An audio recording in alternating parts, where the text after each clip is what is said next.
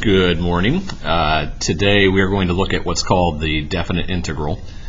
Same rules that we have been discussing the last couple classes apply, but you'll notice we're adding two new pieces to our integral. These are called bounds. The bottom one is called your lower bound,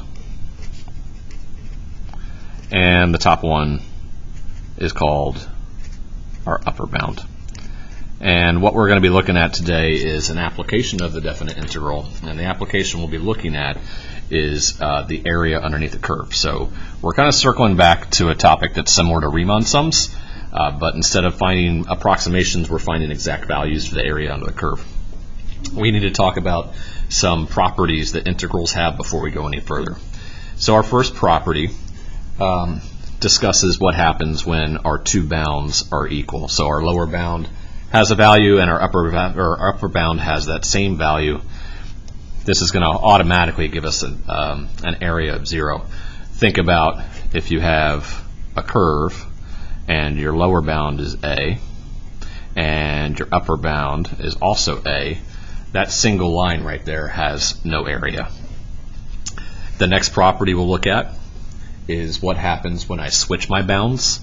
So if you'll notice on this first integral, the lower bound is B and the upper bound is A, but we switch those for our second integral. And if we switch our bounds, then these two areas are opposite of each other. For example, if we found that this area was 4, we could assume that this area is -4. A theorem that spells out 3 more properties for us. If I'm taking a definite integral with lower bound and upper bound and I have a coefficient, if it makes it easier to evaluate, I can bring that coefficient out in front of the integral. We discussed that at length when we talked about U substitution. B and C are very similar. The only difference is one is a sum and one is a difference. And it basically says if you have an integral of multiple terms, then you can split that integral up into smaller pieces and add your answer together. And the third theorem on this page deals with what I call the transitive property, though I don't know that it's called that elsewhere. It says if I have an area from A to B, I can break that into smaller pieces if I wish, and you'll see that application on the very first example that we do. So I can break this into an interval from A to C and an interval from C to B. I'm actually going to skip page 16 for now. We're going to come back to that. It has a little bit more work involved. So I'm going to flip to page 17, and we're going to look at example number 3 first.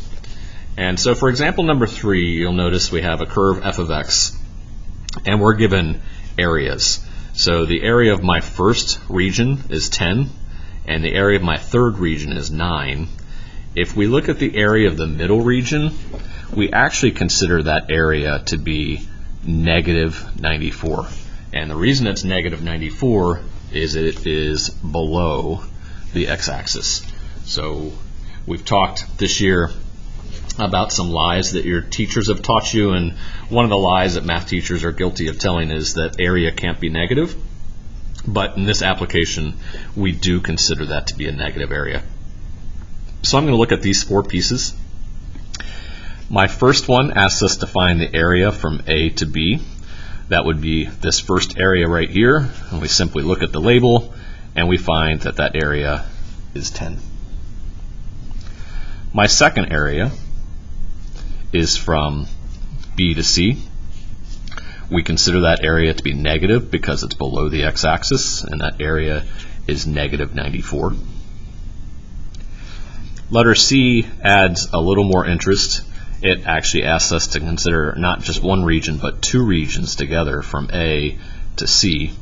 And to do that, I would take my positive area of 10, and I would add that to my negative area of -94 for a net area of -84. And my last one is from A to D. In that case, I would add all 3 areas together, which I'd like you guys to do right now. I'll wait.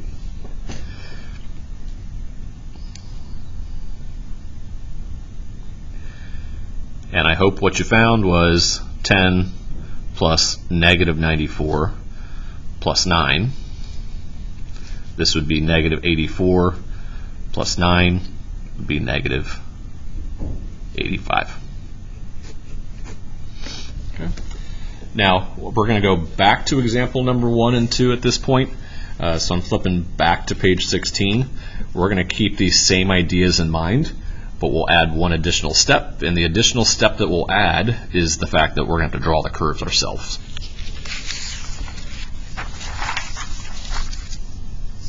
Okay. I will do a couple of these with you, and then I'm going to encourage you guys to do the last couple on your own and use Blackboard for an assist. So on example A, I'm trying to take the integral of the function 5 from negative 5 to 7, which represents the whole x-axis that I'm given here. The first thing that we'll do is we're going to graph f of x is equal to 5. And that is a horizontal line through 5.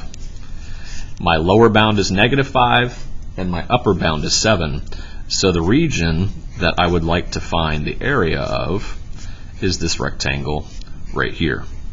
We can do this through calculus, but sometimes it's easiest to go back and do it the way we would have in geometry. Since this is a rectangle, I know the area is length times width. Well, how long is this rectangle? From negative 5 to 7 would be 12 units long. And how tall is this rectangle? 1, 2, 3, 4, it is 5 units tall. So this integral, when we evaluate it, shows us that this area under the curve from the x-axis to 5 is 60 units squared. I want to clarify at this point, when we say area under a curve, we're talking about the area between the curve and the x-axis. Let's go on to letter B. Letter B asks us to find the integral of the sine function from negative pi over 2 to positive pi over 2. So if you remember, we've got some key points on the sine. This is negative pi over 2. This is negative pi over 4. That's 0. This is pi over 2. I'm sorry, pi over 4 and pi over 2. So at negative pi over 2, sine has a value of negative 1. At 0, sine has a value of 0. And at pi over 2, sine has a value of 1. Okay, so there's my sine curve. I would like to find the area underneath the curve, which, as a reminder, is the area between the x-axis and the function, which is that area. And we can tell by looking at this that we have a negative area on the left and a positive area on the right, just based on where it is in relation to the x-axis. And we can also tell by looking at this and knowing the symmetry of sine that these two areas are opposites of each other. So my area under the curve in this case is 0. That negative area balances out with that positive area.